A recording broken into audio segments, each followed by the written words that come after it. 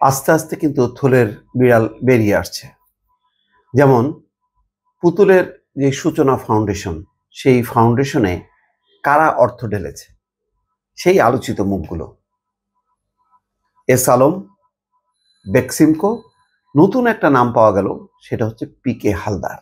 তাহলে বুঝতে পারছেন 5,500 6,000 কোটি টাকা লোপাট করে কিভাবে নির্বিঘ্নে দেশ থেকে পালিয়ে যায়। কেন এদের বিরুদ্ধে কোনো ব্যবস্থা নেওয়া হয় না এই কারণে, সর্ষের মধ্যেই তো ভূত। প্রধানমন্ত্রীর কন্যা সাইমা ওয়াজেদ পুতুল, বাট সে তো পুতুলের মতন কাজ করছে না। পুতুল তো খেলাধুলা করে, পুতুলকে নিয়ে খেলাধুলা করে সবাই। পুতুল তাকে বলে না, তোকে তো পুতুল পুতুল দেখা যায়, মানে সরল সরল, কিছু বোঝে না, ভোলা ভালা না। এখন তো দেখা যাচ্ছে সব কোটি কোটি টাকার উপরে এরা খেলাধুলা করেছে। আজকে যে সর্বশেষ রিপোর্টটা বিজনেস স্ট্যান্ডার্ডে দেখলাম, তারা বাংলাদেশ ফাইন্যান্সিয়াল ইন্টেলিজেন্স ইউনিটের সূত্র ধরে একটি রিপোর্ট করেছে। তাতে দেখা যাচ্ছে সূচনা ফাউন্ডেশন, যেটা নানা মানে পিছিয়ে পড়া শিশুদের নিয়ে কাজ করার কথা, তাদের জন্য কি কাজ করেছে দেশের মানুষ জানে না, কিন্তু বিশাল অঙ্কের টাকা নিয়ে বসে আছে। সেই টাকা কোথায় গেছে, তার হিসাব কি কেউ জানে? কেউ জানে না।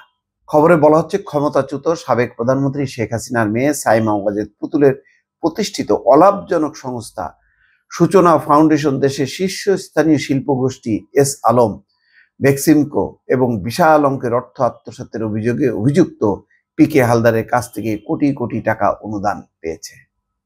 বুঝতে পারছেন দর্শক?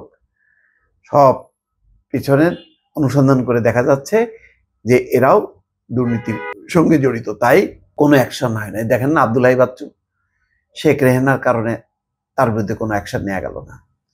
প্রশান্ত কুমার হালদার ওরফে পিকে হালদারের বিরুদ্ধে দেশের বেশ কয়েকটি আর্থিক প্রতিষ্ঠান থেকে কোটি কোটি টাকা আত্মসাতের অভিযোগ রয়েছে।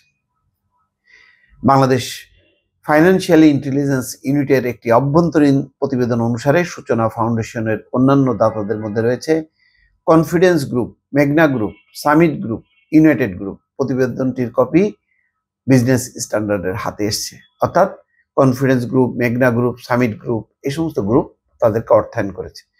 সন্দেহজনক লেনদেনের জন্য গত বছরের নভেম্বরে সূচনা ফাউন্ডেশনের ব্যাংক হিসাব ফ্রিজ করার আদেশ দেয় বিএফআইইউর প্রতিবেদন অনুসারে সূচনা ফাউন্ডেশনে এখন পর্যন্ত বিভিন্ন উৎস থেকে 179 কোটি টাকা জমা হয়েছে। 179 কোটি টাকা। হ্যাঁ, আর খালেদা জিয়ার বিরুদ্ধে 2-3 কোটি টাকা আত্মসাতের মামলায় তাকে চোর বানানো হয়। হ্যাঁ, এতিমখানার টাকা চুরি করেছে, অথচ দেখা যাচ্ছে যে সেই টাকা ফান্ডেই আছে, বরং সেগুলি ইন্টারেস্ট বেড়ে বেড়ে সেই টাকা আরো বৃদ্ধি পেয়েছে এবং এটা অ্যাকাউন্টেই আছে। আর ব্যক্তিগতভাবে তাকে হ্যাসেল করা হলো। বর্তমানে ফাউন্ডেশনের অ্যাকাউন্টে ফ্রিজ হিসাবে আটকে আছে 65 কোটি টাকা। তার মানে 114 কোটি টাকা ইতিমধ্যে খরচ হয়েছে। 114 কোটি টাকা কোথায় মানে খরচ হয়েছে, কোথায়, তার কোনো হিসাব নেই। এই ফাউন্ডেশনের টাকা এসেছিল আওয়ামী লীগ ক্ষমতায় থাকাকালীন এস আলমের নিয়ন্ত্রণাধীন ইসলামী ব্যাংক এবং ইউনিয়ন ব্যাংক থেকে। ফোকলা করে ফেলছে সব ব্যাংকগুলো। তৎকালীন ক্ষমতাসীন দলের সাবেক সদস্য এবং বঙ্গবন্ধু মেডিকেল বিশ্ববিদ্যালয়ের সাবেক ভিসি প্রাণ গোপাল দত্তের অ্যাকাউন্ট থেকেও টাকা জমা হয়েছে। কেমনে ভিসি হয় দেখেন। অলাভজনক ও স্বেচ্ছাসেবী সংস্থা সূচনা ফাউন্ডেশনের প্রতিষ্ঠা 2014 সালে।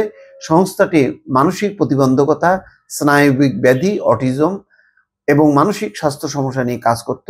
সাইমা ওয়াজেদ পুতুলের ট্রাস্টি বোর্ডের প্রতিষ্ঠাতা ও চেয়ারপারসন। বোর্ডে ছিলেন আরও 3 ট্রাস্টি, মাজহারুল মান্নান, মোহাম্মদ শামসুজ্জামান এবং জাইন বারি রিজভি। আল্লাহ জানে এরা কারা। তবে দুর্নীতি দমন কমিশন বলছে বুধবার সাইমা ওয়াজেদ পুতুলের সূচনা ফাউন্ডেশনের নিবন্ধিত ঠিকানায় গিয়ে তারা অফিসের অস্তিত্ব খুঁজে পায়নি। পাওয়া যাবে না, এগুলো সব তো হাওয়ার উপরে। পুতুল বর্তমানে বিশ্ব স্বাস্থ্য সংস্থার দক্ষিণ পূর্ব এশিয়ার আঞ্চলিক পরিচালক পদে কর্মরত আছে। 5ই আগস্ট আওয়ামী লীগ সরকারের পতনের পর পুতুলের বিরুদ্ধে বেশ কয়েকটি মামলা হয়েছে। পূর্বাঞ্চল প্লট অধিগ্রহণের ক্ষেত্রে তথ্য গোপন করা ও ক্ষমতার অপব্যবহার করার অভিযোগে দুদক একটি মামলা করেছে পুতুলের বিরুদ্ধে। শেখ হাসিনা তার বোন শেখ রেহেনা, সজীব ওয়াজেদ জয় সহ শেখ পরিবারের সদস্যদের বিরুদ্ধে একই ধরনের অভিযোগে একাধিক মামলা করা হয়েছে। বোঝেন, সূচনা ফাউন্ডেশন পুতুলের অটিজম নিয়ে কাজ করে, মানসিক স্বাস্থ্য অমুক তমুক বক্কর চক্কর দেখায় বিভিন্ন এই দুর্নীতিবাজ লোক এবং প্রতিষ্ঠানের কাছ থেকে কোটি কোটি টাকা নিয়েছে। 65 কোটি টাকা পাওয়া গেছে, 114 কোটি টাকা খরচ হয়েছে। আর একটু সময় পেলে 65 কোটি টাকাও হাওয়া করে দিত। দর্শক ভালো থাকবেন, আল্লাহ হাফেজ।